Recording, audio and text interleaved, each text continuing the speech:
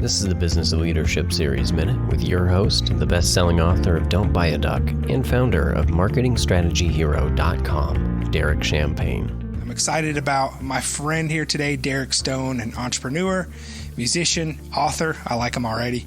His new book is Why Should I Forgive? And it's a big topic, man. It's a heavy topic, and it's something that's not easy to write about. And I'm glad that you did. Derek, thanks for spending a few minutes with us today. Derek, thanks for having me, man. I really appreciate it. It's an honor.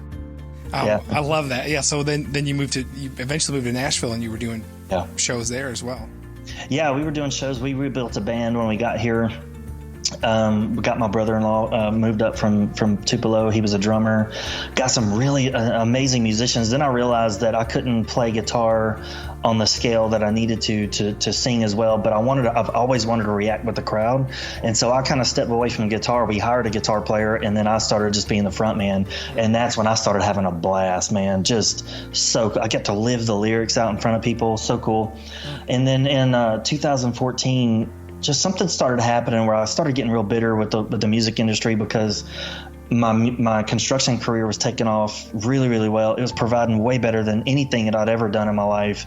And so something had to give, and I realized it was just like, man, this music thing, because I was getting so frustrated with it. I wasn't desperate anymore because I already had the money from construction. You know, it had been, like I said, it was providing way better, and I always thought that the music was going to be something to provide for my family, and it just never had. 14 years I'd been at it, and so and then 2014, that's when I chose to walk away from the music industry altogether, and I don't think I've been to a rock concert since because of it. It hurts bad, man.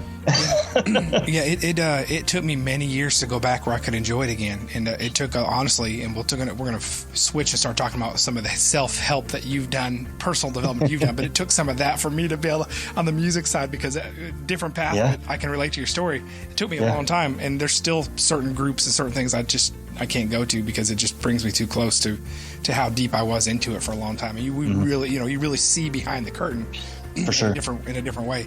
Hey, let's talk about your book, Why Should I Forgive? So we'll fast forward it a little bit. You're a successful business owner. You've got this great company.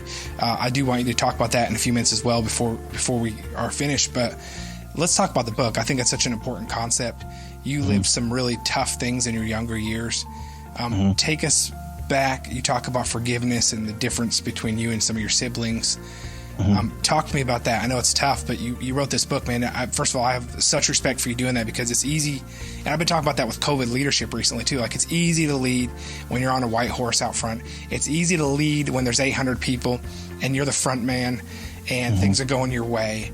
It's harder to lead when you're digging up painful things about your past. It's harder to lead when you have to lay people off, or when you're forced to let vendors go or deal with tough things in your life. That's when real, true leadership, I believe, emerges. And it's leaders who are willing to be brutally honest, but also look at what's going on and what's maybe holding them back in life, and tackling some big internal issues that we don't always like to tackle because we try to pretend we're Superman.